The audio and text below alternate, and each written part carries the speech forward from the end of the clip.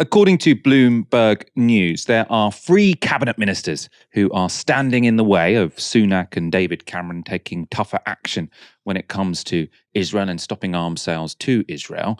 But the newspaper or the website didn't state who those MPs are. However, for clues, we could look to former Tory minister Alan Duncan. He gave some potential ideas, some hints in his LBC interview on Thursday. The Conservative Friends of Israel has been doing the bidding of Netanyahu, bypassing all proper processes of government to exercise undue influence at the top of government. So what you have is a lot of people now sitting around Rishi Sunak who are giving him appalling advice. Let's start with the head of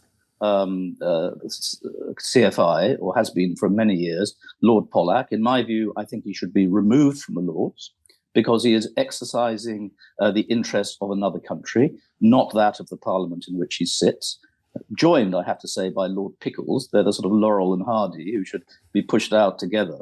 But at the top, slightly improved by the removal of Robert Jenrick and Suella Braverman, although even today, she is still supporting Israel and the bombing and the annihilation of people in Gaza.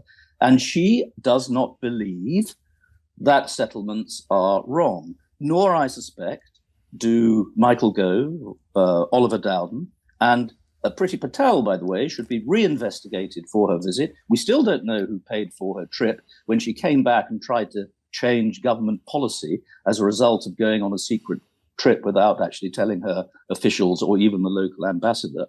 And if you pick up Wikipedia and you read the entry for Tom Tugendhat, who is our security minister, it says, and I'll read it out, he condemned the United Nations Security Council for its official criticism of Israel's building settlements in the occupied Palestinian territories.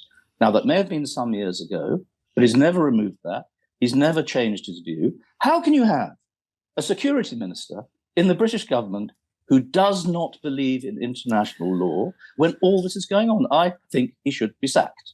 So Alan Duncan there named 2 current cabinet ministers, Oliver Dowden and Michael Gove, and 1 current minister, Tom Tugendhat, who he believes are advocating for Israel inside the government. So it could be those 3 who are sort of really lobbying Sunak and David Cameron to continue sending weapons to Israel. But I found that a very reasonable intervention by Alan Duncan. But it has found him it's got him put under investigation by the Conservative Party. And it's for alleged anti-Semitism. So that suspension was backed by the Board of Deputies, who released this statement. The comments by Sir Alan Duncan effectively accused 2 Conservative peers, one of whom is Jewish, of dual loyalties.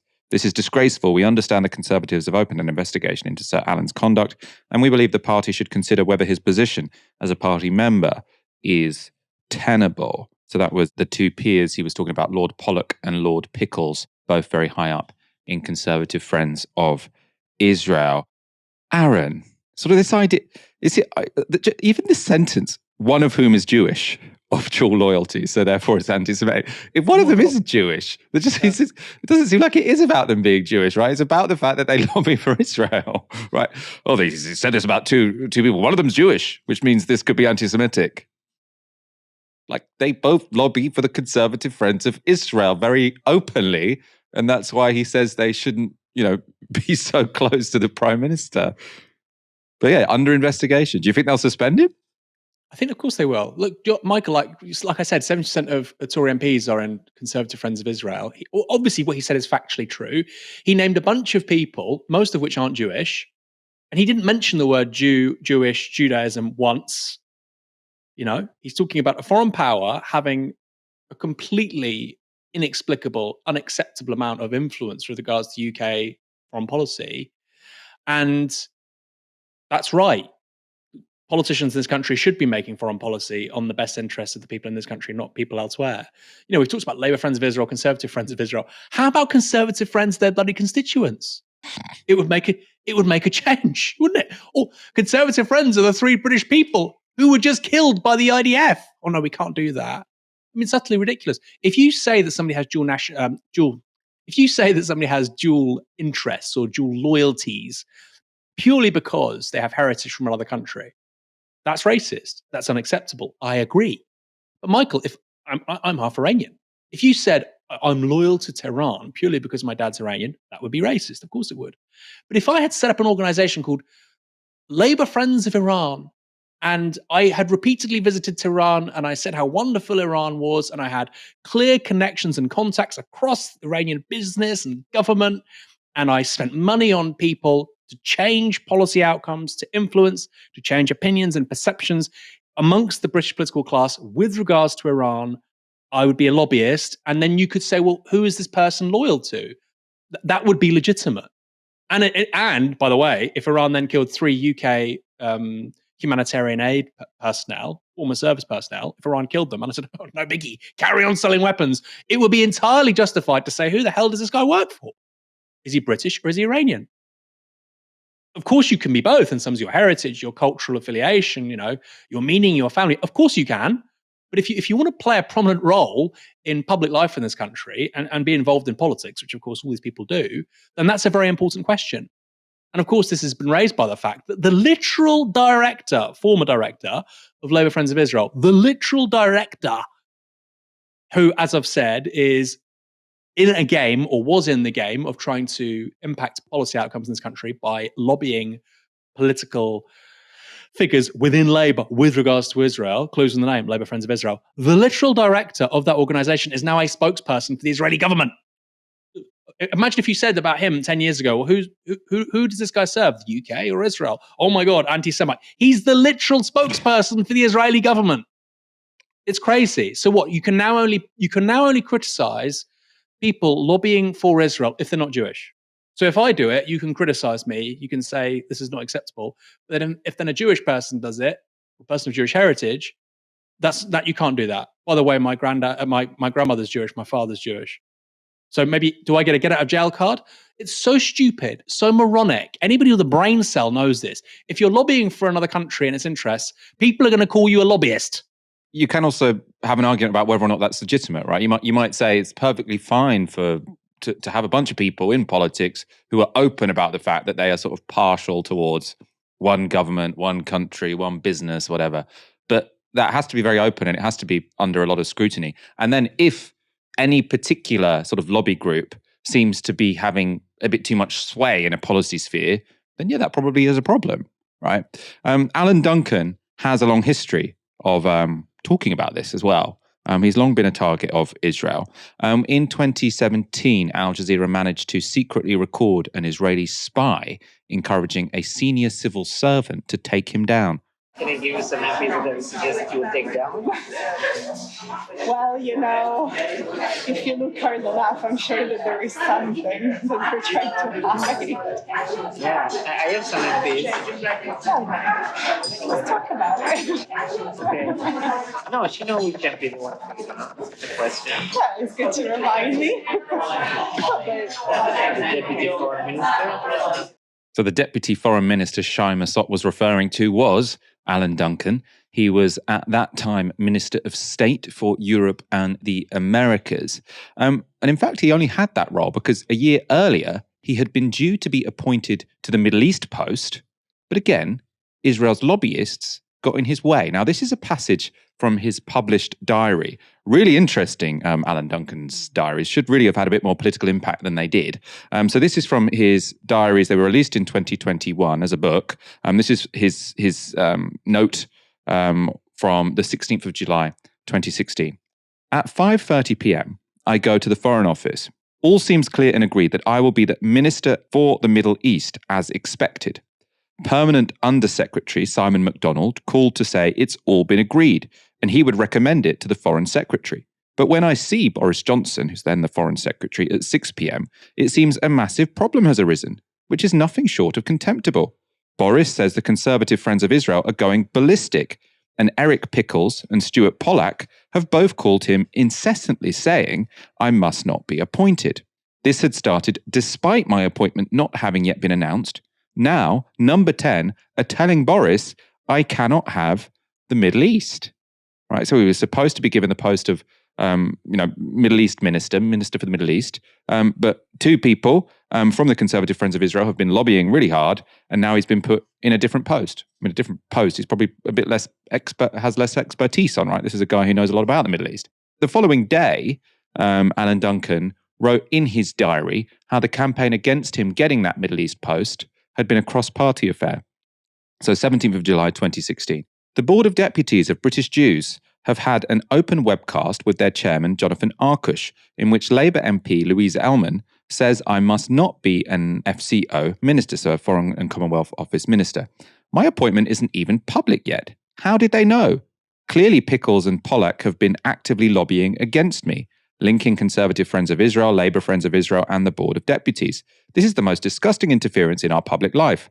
I find it astonishing the system allows it to happen.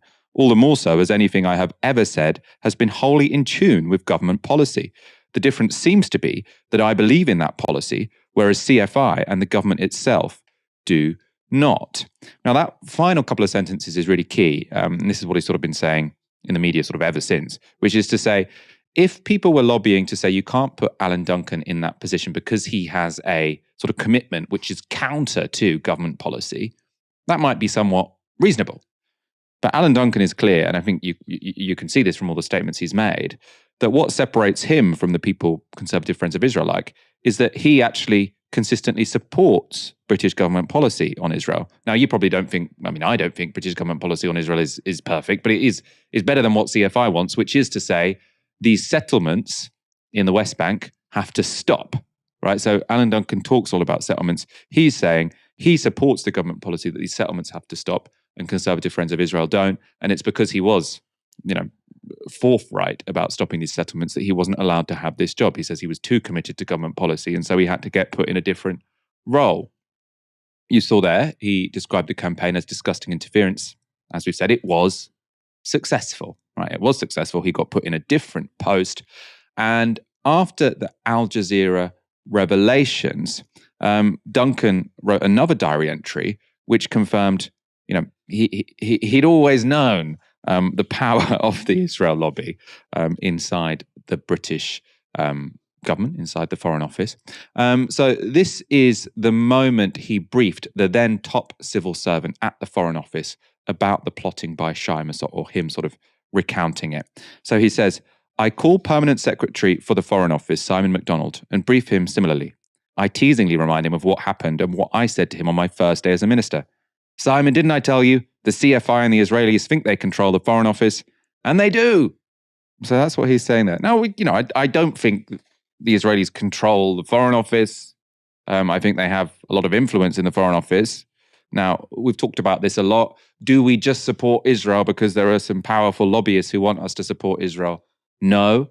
Britain has supported Israel for a long time, and the West has in general, because Israel sort of has been a barrier, a block to, especially sort of in the early second half of the 20th century, Arab socialism. So the Americans especially, and we were as well, think of the Suez Canal, we were very much opposed to sort of Nasser, Arab socialism and the idea of Arab unity. Having Israel there as a bit of a spoiler country was very, very helpful.